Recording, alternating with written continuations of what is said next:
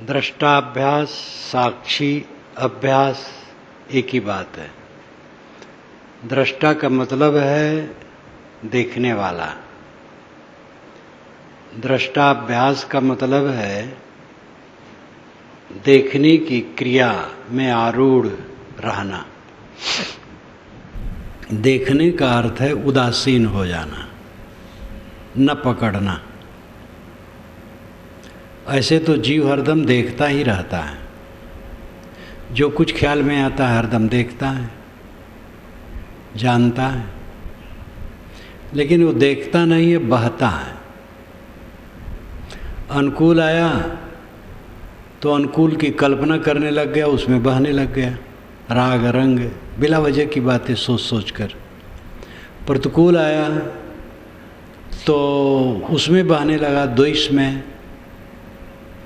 कोई व्यक्ति प्रतिकूल है तो उसको नीचा दिखाने में। तो इस प्रकार आदमी, ये जीव देखता तो है हर समय, लेकिन वो देखना नहीं कहलाता है, बहता है। जैसे ये प्रसिद्ध पद है, संभल कर बैठना जलवा मोहब्बत देखने वालों, तमाशा खुद न बन जाना तमाशा देखने वालों। मोहब्बत का जलवा देखने वालों, संभल करके देखना, खुद तमाशा न बन जाना। हम खुद तमाशा बन जाते हैं, बहाने लगते हैं। देखने का अर्थ है यहाँ उदासीन रहना। मन को देखो और उदासीन रहो, मन में मिलो ना, उसके स्मरण प्रवाह में बहो ना। साक्षी, दृष्टा, तटस्थ, आरूढ़, ये सब एक ही भाव को व्यक्त करते हैं। आरूढ़ दशा होए जगत पर मुख देखी नाहिन भनी, ये नवादास जी महाराज ने कबीर साहब के लिए कहा है। जगत पर कबीर साहब आरूढ़ दशा में रहे, तटस्थ, निष्पक्ष, मुख देखी नाहिन भनी। मुख देखी बात उन्होंने नहीं की, तो आरूढ़ भी उदासीन दशा है, निष्पक्ष दशा है। दृष्टा, आरूढ़, साक्षी, उदासीन भाव का ही सब व्यक्त करते हैं। स्थिर होकर के बैठो और मन को देखो, इस दृष्टि से देखो कि मन स्थिर हो जाए, मन बहे ना, मन चंचल न रहे, मन कुछ सोचे ना, सोचना बंद कर दे, शांत हो जाए। इस भूमिका को लेकर के देखना ये दृष्टाभ्यास है। और इसके लिए तैयारियां हैं, संयम, खान पान का संयम, सात्विक भोजन करना, रजोगुणी भोजन नहीं, तमोगुणी भोजन नहीं, नशा न लेना, मांस अंडा मछली न लेना, सात्विक भोजन लेना, जल्दी पचने वाला भोजन लेना और कम लेना। सदैव कुछ कम खाया जाए, बहुत ज़्यादा कम नहीं, थोड़ा कम। लोग ज़्यादा खा लेते हैं, ज़्यादा तो कभी खाए ना। और खाते समय भी ध्यान रखें कि कुछ कम रहे, कुछ कम रहेगा बस काफ़ी बढ़िया है। और अपने पेट की थाह न पावे जीवन बीत जाओ, कौन आदमी है। इसलिए ये ध्यान रखे, कम खाए और गम खाए। गम नाम संतोष। कोई कुछ कह दिया ऊंच नीच, मन पर न लावे। ज़्यादा खटकता है जब अपने से छोटा पद में होता है, कह देता है तब। पुत्र कह दिया, शिष्य कह दिया, छोटा भाई कह दिया, नौकर कह दिया, पत्नी ने कह दिया।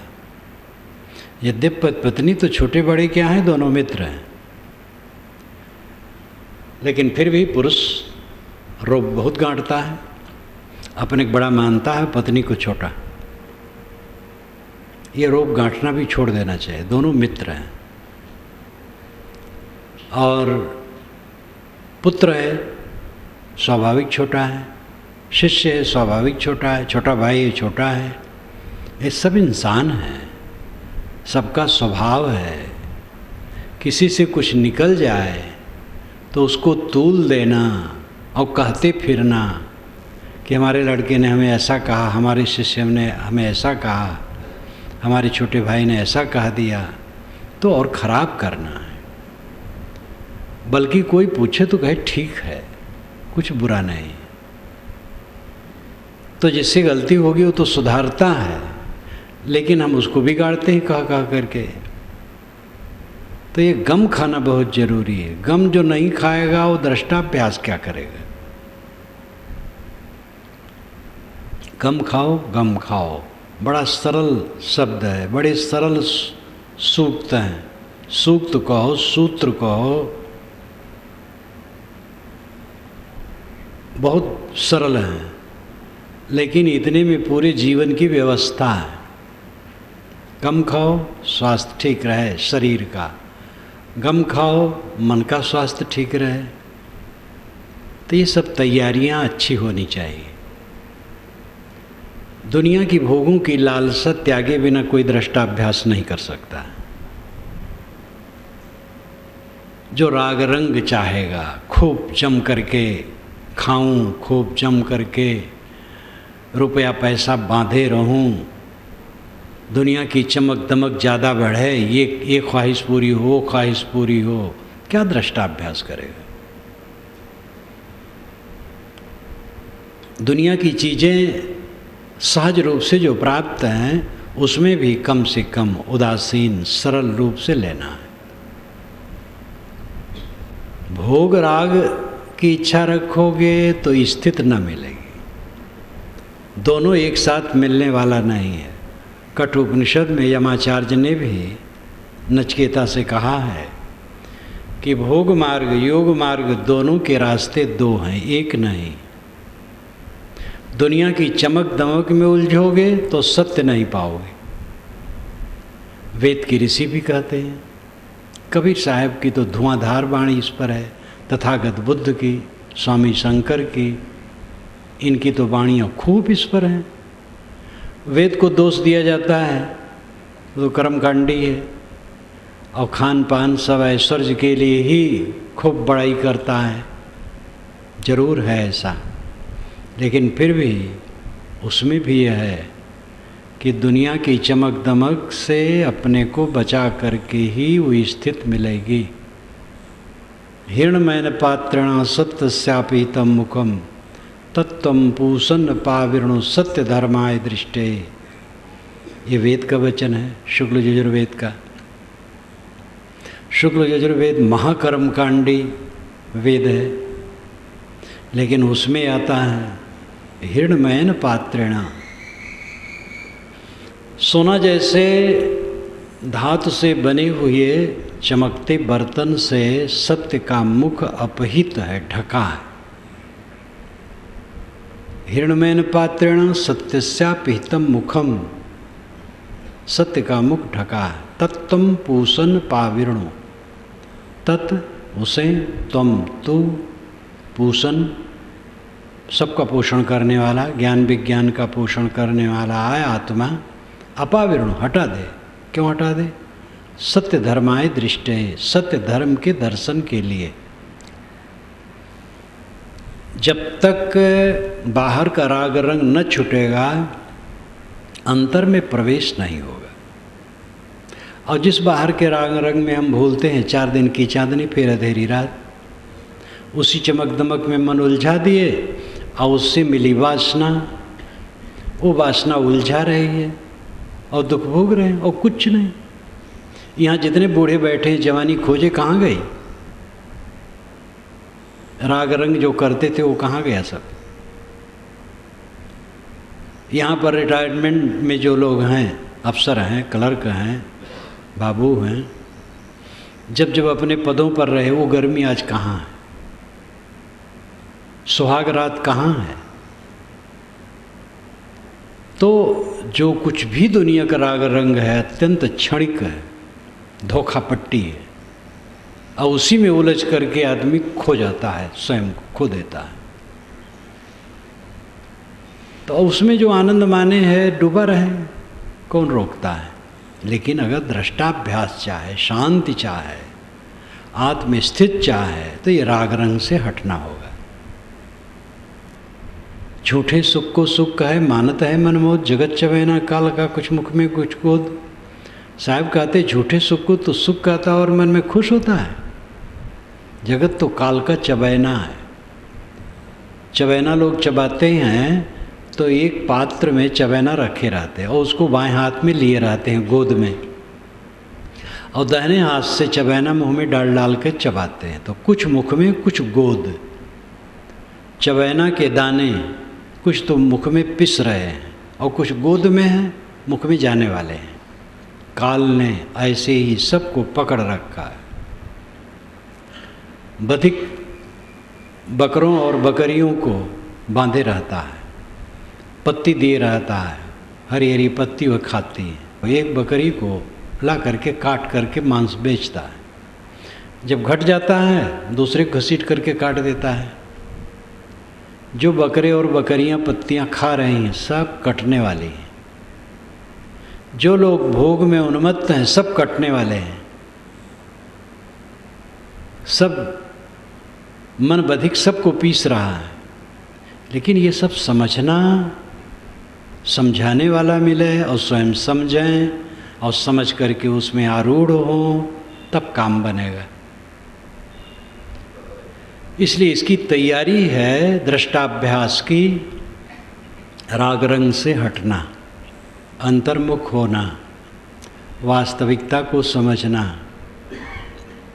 संतुलित भोजन, संतुलित व्यवहार रखना, सरल जीवन बिताना। अहंकार को शून्य कर दो अगर उसमें प्रवेश चाहते हो तो। दृष्टाभ्यास, देखने का अभ्यास। देखने का अभ्यास का अर्थ है उदासीन हो करके मन को देखना, इस दृष्टि से कि मन शांत हो जाए। ये दृष्टाभ्यास कहलाता है। साक्षी दशा, देखने की प्रक्रिया। इन सब तैयारियों के साथ जो रोज ऐसा करता है धीरे धीरे बस में हो जाता है। एक सज्जन का प्रश्न है कि आपके अनुसार, यानी मेरे अनुसार, कुछ बस में नहीं हो सकता है, मन ही बस में हो सकता है, तो कैसे करें? मेरे अनुसार नहीं है कि केवल मन ही बस में होता और कुछ नहीं होता। मैंने कुछ ऐसा नहीं कर दिया है कि किसी के बस में कुछ होने न पाए। प्रकृति ही ऐसी है कि किसी के बस में कुछ होने वाला नहीं। उन्होंने लिखा है कि आपके अनुसार कुछ अपने बस में होने वाला नहीं है। तो मेरे अनुसार कोई ऐसी बात थोड़े है कि मेरे अनुसार स्वाभाविक किसी के बस में कुछ रहने वाला नहीं है। इसमें जितने अधेड़ और बूढ़े बैठे उनकी जवानी कहाँ गई? क्यों नहीं बस में रख पाए? किसी के बस में कुछ भी रहने वाला नहीं, ये पक्का है। सब धीरे धीरे खसकता चला जा रहा है और एक दिन भारा करके सब टूट जाएगा। सांस गई, वो सब गया, खत्म। एक तथ्य है। मन कैसे बस में किया जाए? बस वही बात जो कहा गया है। मन को बस में करने का शौक है। भोगों का शौक छोड़ो, अहंकार छोड़ो, देहाभिमान छोड़ो, देह और आत्मा की भिन्नता को खूब गहराई से समझो। अपने आत्मा को इस दलदल से स्वयं निकालो। आपके बाहर और भीतर संसार धू धू करके गुजर रहा है। बाहर ये प्रपंच फैला है, भीतर उसकी वासना गूंज रही है। ये संसार समुद्र, संसार दलदल है। इसमें से स्वयं निकालो अपने को। आप ही निकाल सकते, दूसरा कोई नहीं। सब अपने अपने को ही निकाल सकते हैं। निकालना बहुत सरल है। सबकी सारहीनता समझ जाने पर अपने आप निकल जाता है। सब कुछ सारहीन है। हम लोगों को बदनाम किया जाता है कि साधु महात्मा लोग सारहीन सारहीन कह करके निराशा की बात करते हैं। निराशा की बात नहीं करते, आशावान बात है हमारी। सब कुछ सारहीन समझ करके आदमी तृप्त हो जाता है और दुनिया के भोगों में सार मान करके भटकते भटकते भुआ के जाल में परेशान होकर मर जाता है। और जो सारहीन समझता है वो तृप्त हो करके शरीर छोड़ता है। केवल हम ही लोग नहीं, अखबार वाले लिखते हैं, जब किसी प्रसिद्ध पुरुष का शरीर छूटता है तब लिखते हैं कल 8:10 पर अमुक महापुरुष ने इस सारहीन संसार का त्याग कर दिया। वो भी समझते हैं सारहीन है, कौन नहीं देखता है, बस आदत है खराब, सारहीन समझते हुए उसी में लिपटे रहते हैं। तम्बाकू खाने वाले क्या तम्बाकू की बुराई नहीं जानते हैं? बीड़ी पीने वाले, गुटखा खाने वाले, शराब पीने वाले, बात बात में क्रोध करके उलझने वाले, काम वासना में लिपटे रहने वाले, सब जानते हैं कि ये गंदी बात है, लेकिन कमर कस के तैयार नहीं होते हैं त्यागने के लिए। तो कैसे वो दशाए? तो मन को कैसे वश में करें? मन को वश में करने के लिए मन का राग रंग छोड़ना होगा। जो झूठी आशा लगी है विषयों की, गंदी आदत है, उसको छोड़ना होगा। शब्द स्पर्श रूप रसगंध 5 विषयों के प्रति मोह, भोगने का मोह, शरीर के नाम रूप के प्रति चिपकाहट, और हमारे नाम को लेकर के थोड़ा भी कोई कट कह दिया तो लाल तामिन, ये सब नाम रूप का अहंकार का फल है। नाम रूप का अहंकार गल जाए, कोई कह दिया कोई हर्ज नहीं है। तो ये काम बहुत सरल है, मन को वश में करना बहुत सरल है। इससे सरल दुनिया में कुछ है ही नहीं। बस अपने को मारो, अपने को ठीक करो, कुछ किसी को नहीं बोलना है। ये समझ लो पूरे संसार का अनुग्रह हमारे ऊपर है, कोई हमारा विरोधी दुनिया में नहीं है। हमारा नुकसान करने वाला इस संसार में कोई हो ही नहीं सकता है। मेरे अलावा मेरा नुकसान करने वाला दुनिया में कोई नहीं, मैं ही अपना नुकसान कर रहा हूँ। इस तथ्य को समझें, लगें जोर से, मन इतना बढ़िया हो जाएगा, निर्मल, एकदम मक्खन मक्खन, तकलीफ नाम की बातें नहीं। जीव ज्ञान रूप है कि पवन रूप है? कहाँ निवास करता है? जीव ज्ञान रूप है, पवन रूप नहीं है। सुबह ही कहा था कि अन्नमय, प्राणमय, मनोमय, विज्ञानमय, आनंदमय, सारे कोषों से रहित है। जीव शरीर में निवास करता है, आप ही हैं। जीवन मुक्ति अवस्था में ज्ञान और ध्यान की स्थिति क्या है? रुकी रहती है कि गतिशील?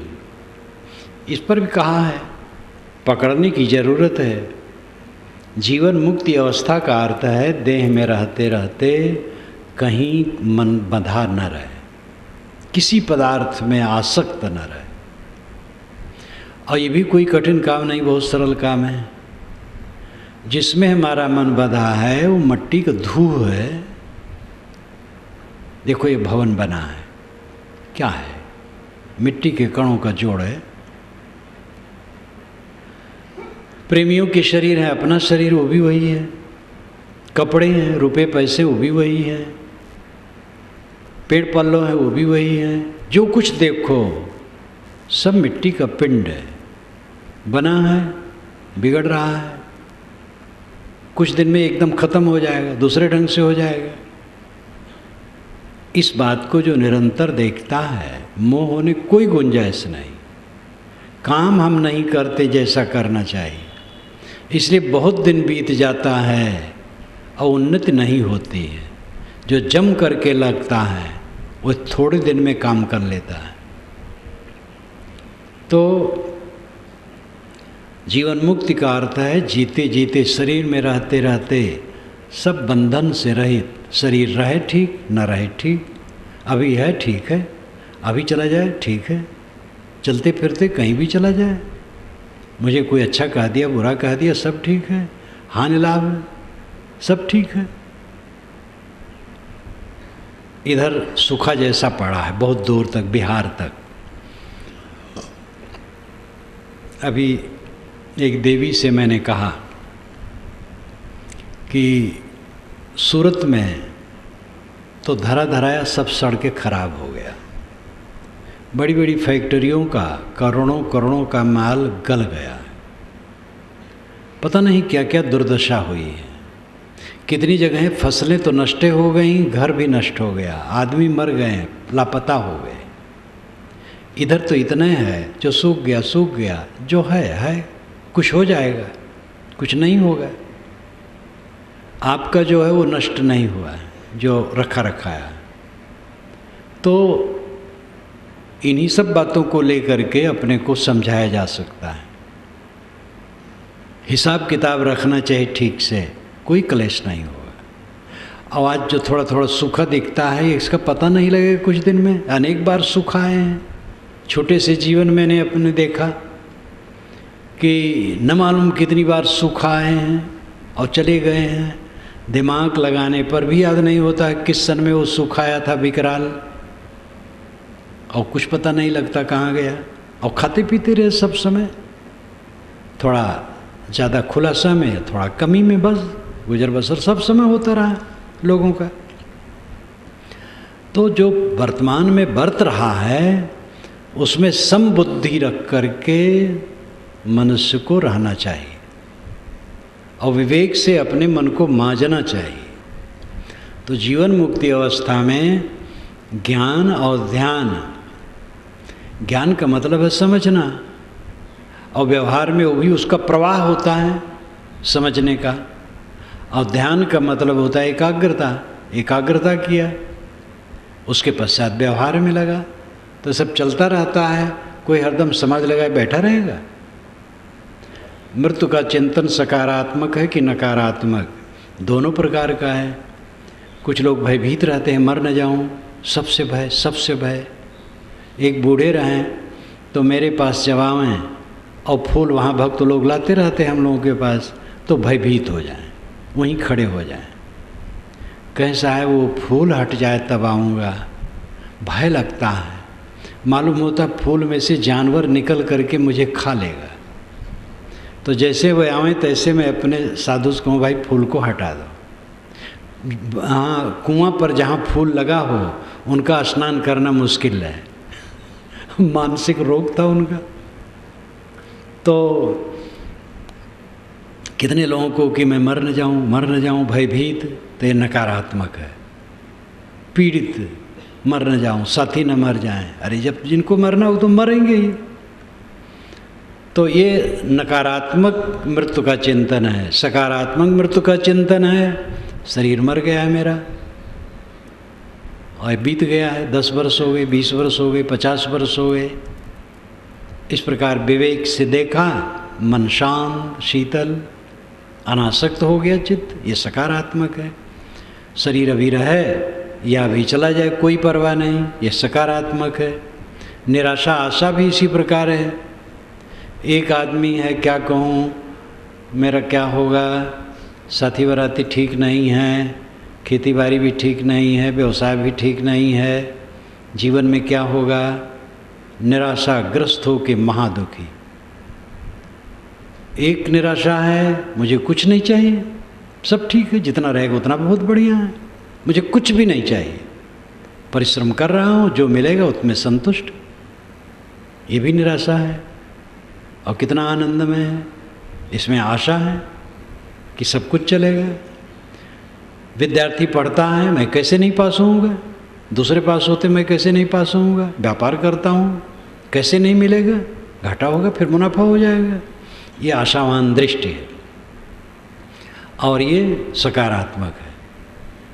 और ये आशा कि इतना हो जाएगा तब ऐसा महल बनवाऊंगा, तो ये लाऊंगा, तो कार लाऊंगा, तो ऐसी स्त्री लाऊंगा, तो ये करूंगा। ये आशा का पकवान जो खाएंगे वो दुखी रहेंगे, क्योंकि जितना सोचेंगे तो होगा नहीं। तो आशा में निराशा है, निराशा में आशा है। ये सब बातों को समझना चाहिए।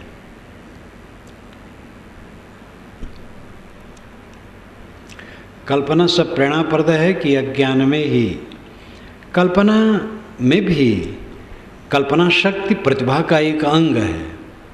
और एक कल्पना है कि मन में सोचते रहना, ये भोगूंगा वैसा भोगूंगा, मन में तुदा बांधते रहना, वो अज्ञान है। और एक कल्पना है किसी सकारात्मक बात को लेकर के विवरण से सोच लेना। प्रतिभा के 4 लक्षण हैं: तत्वग्रहणी शक्ति, तत्व धारणा शक्ति, कल्पना शक्ति, अभिव्यक्ति शक्ति। प्रतिभा, ये तीव्र बुद्धि, ये 4 लक्षण हैं। तत्वग्रहणी शक्ति, पुस्तकों से, प्रकृति से, सारे संसार से, अपनी भूलों से भी, सब से ज्ञान का तत्व ग्रहण कर ले, सकारात्मक, ये तत्वग्रहणी शक्ति है। उसी में रहते रहते सब नहीं ग्रहण कर पाते हैं, तीव्र बुद्धि वाले ग्रहण कर लेते हैं। और तत्व धारणा शक्ति, जो ज्ञान ग्रहण कर लिया लोगों को भूल जाता है, लेकिन किसी में धारणा शक्ति होती है, वो धारण हो जाती है। तो तत्व धारणा शक्ति। कल्पना शक्ति तीसरी है, उसको विवरण से सोच लेना, व्याख्या पूर्वक। सब नहीं सोच पाते हैं विवरण से, फैला नहीं पाते हैं। अभिव्यक्ति शक्ति, कह देना या लिख देना। सब लोग कह भी नहीं पाते हैं और लिख भी नहीं पाते हैं। व्यक्तिकरण का ही 2 माध्यम है, कहना और लिखना। तो उसमें कल्पना शक्ति प्रतिभा का एक अंग है। बड़े बड़े कवि हुए हैं, सब कल्पना शक्ति वाले थे, चाहे कबीर हो, चाहे तुलसी हो। शंकराचार्य ज्ञान मार्ग अवलंबी है, लेकिन वो भी जो लिखे हैं कविता बड़ी सुंदर है, उनकी भी कल्पना शक्ति बड़ी तीव्र है। तो कल्पना शक्ति किसी तथ्यात्मक वस्तु पर विवरण से सोचना, उसको फैला लेना, अंग उपांग निर्धारित कर लेना, ये कल्पना ठीक है। और अपने नाम रूप के प्रति भोग की इच्छा करके सोचते रहना, वो कल्पना दुखदायी है। भास अध्यास अनुमान कल्पना केवल बंधन है कि बंधन खोलने वाले भी हैं। भास अध्यास अनुमान कल्पना पारक सिद्धांत में ये 4 शब्द एक साथ कहे जाते हैं, और ये शब्द और में भी चलते हैं। भास का अर्थ होता है सुखाभास, भास का अर्थ प्रतीत है, लेकिन इस संदर्भ में भास का अर्थ है सुखाभास, विषयों में सुख का आभास, भ्रम। अध्यास का मतलब है गहराई से गढ़ा हुआ संस्कार, वासनाएं। अनुमान, एक अनुमान है किसी कार्य को देख करके कारण का अनुमान करना। जैसे गंगा में बाढ़ आ गई तो ये अनुमान होना कि भाई ऊपर तरफ पानी वर्षा हो गया, ये अनुमान दूसरी बात है। लेकिन यहाँ इस संदर्भ में अनुमान का अर्थ है अटकलबाजी करके यथार्थ स्थिति के विषय में एक नक्शा बनाना। जगत तो हम सामने देखते हैं, लेकिन इसके लिए विविध अनुमान करते रहते, किसने बनाया, क्या किया। जगत जो कार्य है, कारण उसका उसी के साथ, कारण में ही कार्य है। एक पेड़ पैदा हुआ, बीज रहा, मिट्टी में पड़ गया, अंकुरित हो गया, पेड़ पैदा हो गया, उसमें फूल आया, फूल की पखुड़ियाँ धीरे धीरे झड़ गई, उसमें फल आ गया। तो इसको कोई बनाता है?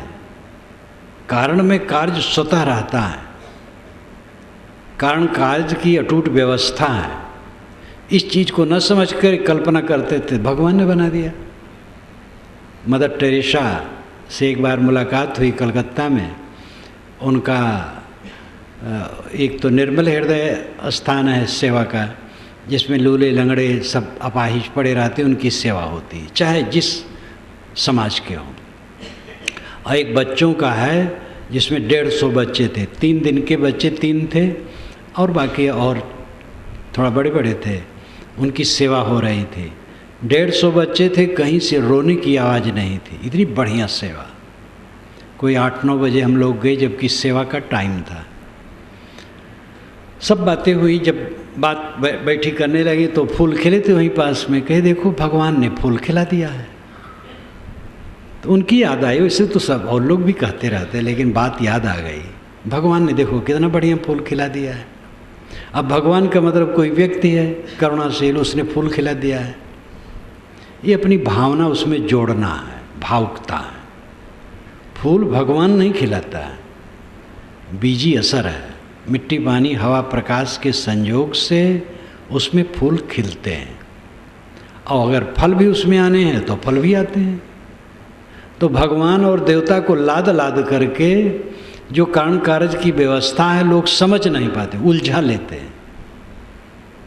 इसलिए भगवान को भगवान की जगह पर रहने देना चाहिए, जो कारण कारज की व्यवस्था उसको ठीक से समझना चाहिए, लेकिन लोग गड़बड़ कर देते हैं। तो इस प्रकार कल्पनाओं में लोग उलझ जाते हैं। तो ये भास, अध्यास, अनुमान, कल्पना ये बंधनदायी है। संसार परिवर्तनशील है। हंस दशा में जो रहता है वो अपने स्वरूप में स्थित हो जाता है। दुनिया की चीज़ें बदलती हैं, आत्मा में कोई परिवर्तन नहीं है। अपने आत्मा में स्थित हो। संत महापुरुषों की रेडिएशन काम करती है या नहीं? संत महापुरुषों के शरीर से विकीर्ण होता है तत्व शक्ति की नहीं, यही भाव होगा। तो कुछ लोग मानते हैं कि सबके शरीर से ये होता है।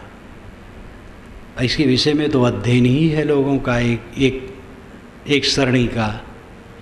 और जैसे महात्माओं के चित्र में चारों तरफ आभा प्रकाश फोटो में निकाला जाता है, तो कहते हैं वो सबके शरीर में है। और संत पुरुष जहाँ रहते हैं तो उनसे विकीर्ण होता है उनकी शक्ति, उनकी योग्यता, उनका ज्ञान विवेक चारों तरफ, ऐसा लोग कहते हैं।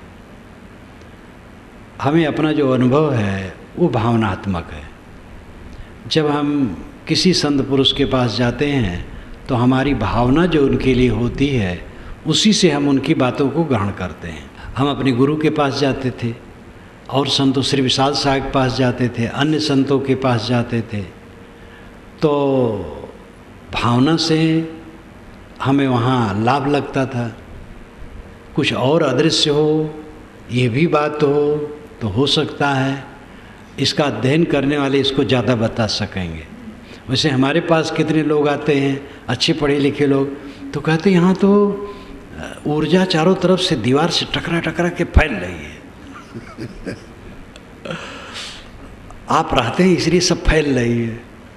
तो मैं कहता हूँ अतिशयोक्त मत करो। कहने अतिशयोक्त नहीं, एक सच्चाई है। तो अब कहीं किसी को होता हो भाई, कोई उसका अध्ययन करने वाला बताओ, इसका हमारा अध्ययन नहीं है। हमें इतना है कि जब हम किसी महापुरुष के पास गए हैं तो हमारा मन एक भिन्न स्थिति में पहुंचा है। श्री विशाल साहब के पास मैं 2-3 बार साल में जाता था, चाहे वो झोपड़ी में रहें, चाहे पक्की कुटिया में रहें, चाहे कहीं पेड़ के नीचे बैठे रहें, सब जगह ऐसा अनुभव होता था। तो कृतार्थ आत्मा थे, हमारी भावना थी, निष्ठा थी। कोई कृतार्थ आत्मा हो हम समझ ही न पाएँ। बुराई करने वाले उन्हीं की बुराई करने वाले उन्हीं की जमाने में थे, उनको गाली देने वाले थे। तो अपनी भावना जब तक पवित्र न हो, किसी महापुरुष से कुछ लिया नहीं जा सकता है। परा पश्यन्ति मध्यमा वैखरी क्या है? नाभि में परा है और उसके पश्चात पश्यन्ति और मध्यमा, और परा पश्यन्ति मध्यमा को योगी लोग सुन पाते हैं, वैखरी केवल सब सुनते हैं। वैखरी जो मुख से बोली जाती है, ऐसा लोग कहते हैं। बीजक में मैंने लिखा भी है जैसे मान्यता है। लेकिन श्री गुरदयाल साहब ने सरल परिभाषा की है, परि श्रवण द्वारे सोई ताको परा बखान, बसी ही में आय के सो पसंती जान। पसंती सो निश्चय भी मध्यमा कहिए सोए, बोले जिब्बा द्वार होए सो तो बैखरी चोय। कान में परी वही पराबाणी है, सुने, और हृदय में बस गई पसंती है, और उसमें निश्चय हो गया मध्यमा है, मुख से बोली तो बैखरी है। सरल ढंग से उन्होंने समझाया। और क्लिष्ट कल्पना जो है वो ये है कि योगी लोग पराबाणी सुनते और कोई नहीं। हम लिंग पूजा करते हैं, शिवलिंग की पूजा करते हैं, लेकिन कोई अश्लील भाव पैदा नहीं होता, अन्यत्र ऐसा नहीं होता। जब शिव का संपूर्ण रूप भी पूजा जाता है तो मंदिरों में स्थापित होकर शिवलिंगी ही क्यों रहती है? ये पुराना सिस्टम है। आदिवासी परिवार में लिंग पूजा चलती थी। पूरी दुनिया में आदिवासी परिवार लिंग पूजा करते थे। वो शक्ति, यही शक्ति, इसी से सब सृष्टि होती है। वैदिक ऋषि इसके खिलाफ रहते थे।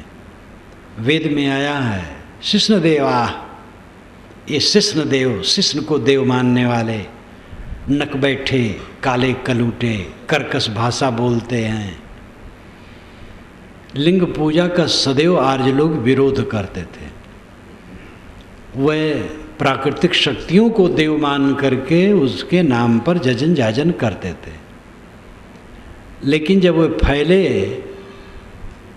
और लड़कियां उन्होंने ली आदिवासी परिवार से, अब कोई लड़की आई बहू बन करके, वो अपनी पिटारी में शिवलिंगी रखे, क्योंकि उसके नैहर में पूजा जाता है। अब कोई पंडित जी बड़े खरखर फेंकवा दिए, कोई ढीले ढाले भी हैं, अरे भाई हम लोग तो नहीं पूछते हैं, तुम तो ये गलत रखे हो। मानो वो बेचारी नहीं पूजी, डर बस, लेकिन पिटारी में रखा है। तो उसकी बहू आई तो वो पूजने लगी, धीरे धीरे समझौता हो गया। काशी विद्या की नगरी में शिवलिंगी ही श्रेष्ठ है, विश्वेश्वरनाथ की पूजा। और पंडित खुद नहीं जानते हैं कि हमारी परंपरा की चीज़ ये नहीं है, ये आदिवासियों की है, और स्वयं उसके पूजक हैं। यहाँ तक कि जो शैव लोग हैं वो अपने को कट्टर वही वैदिक मानते हैं कि हम शैव ही सही हैं। वैष्णव को तो शूद्र मानते हैं वो लोग। ये जो रामकृष्ण की उपासना करते हैं, विष्णु इत्यादि की उपासना करते हैं वैष्णव लोग, तो शूद्र है। शैव ही मुख्य वैदिक हैं, ऐसा अपने को मानते हैं। आदि शंकराचार्य तक ने 5 रात वैष्णव को अवैदिक कहा डाला है। तो ये लिंग पूजा वैदिक ऋषियों की, आर्यों की न थी, लेकिन ये सब ऐसे घुलता मिलता है, कोई किसी से बच नहीं सकता है। घुलना मिलना होता है, एक दूसरे की संस्कृति, सभ्यता, पूजा अर्चा, मान्यता का प्रभाव दूसरे पर पड़ता है और फिर भूल जाता है, वो पच जाता है उसी में। और ये बात ठीक है कि लिंग पूजा वाले कभी सोचते भी नहीं कि मैं लिंग पूज रहा हूँ। मैं मुख्य शिव मंत्र ही लिया था पूर्व गुरु से, लेकिन शिव, विष्णु, राम, कृष्ण ये चारों समान पूज्य थे मेरे लिए। शिवलिंगी पूजता था, कभी ख्याल भी नहीं आता था कि मैं कोई अश्लील की पूजा कर रहा हूँ, क्योंकि उस पर वो मन ही नहीं रहता, तो पूजा में रहता है। तो ज़्यादातर शिव मंदिर में शिवलिंगी ही स्थापित हो जाती है। जो उनकी मूर्त रूप, विग्रह रूप है, वो कहीं कहीं होती है। एक प्रचलन है, जो जैसे प्रचलन हो। देखो अभी तो सुनता हूँ कल दुर्गा जी ने दूध पिया, 10-11 वर्ष के बाद। पहले गणेश जी पिए थे, अब दुर्गा जी दूध पी ली। और दुर्गा जी को 10-15 दिन दूध पिला मैं तो चलने फिरने लगे बेचारी, हाथ पैर में ताकत आ जाए। लेकिन भक्त लोग एक के दिन श्रद्धा रखते हैं। ये राजनेता लोग कुछ फैलाते हैं चक्कर। 3 लोग बताया जाता है, लेकिन 3 लोग की पृथ्वी तो हम देखते हैं, और कौन लोग है? 3 लोग कहने का प्रचलन वैदिक है। भूर्भुवः स्वः, ये गायत्री मंत्र में आता है। भूर्भुवः स्वः। भूर नाम पृथ्वी, भुआ नाम अंतरिक्ष आकाश, स्व नाम चमकता हुआ तारा मंडल, भूर्भुव स्व, पृथ्वी अंतरिक्ष और द्युलोक, दो नाम चमकना, द्यू चमकना, द्युलोक ये तारा मंडल है। तो पृथ्वी पर हम बैठे हैं, ये भूलोक है, और इसके ऊपर वाला हिस्सा शून्याकाश ये अंतरिक्ष लोक है, भुआ, और तारामंडल स्वर्गलोक है। इस प्रकार कल्पना है, और पूरी दुनिया में इसकी कल्पना अपने ढंग से है, क्योंकि पूरी दुनिया में विश्व की समग्रता तो है ही है। कुछ बातें अपने यहाँ बहुत व्यवस्थित हैं। पूरी दुनिया में ऋग्वेद जैसा पुराना शास्त्र कहीं नहीं, और ऐसा संपन्न ये मैक्स मूलर ने स्वयं स्वीकारा है। मैंने अपने वेद की भूमिका में इसको दिया है, उनका वचन दिया है। तो ऋग्वेद की कितनी स्थापनाएं जन जन में भारतीय परंपरा में व्याप्त हैं, बिना जाने समझे। वो इस चीज़ को जानते नहीं हैं, लेकिन व्याप्त है।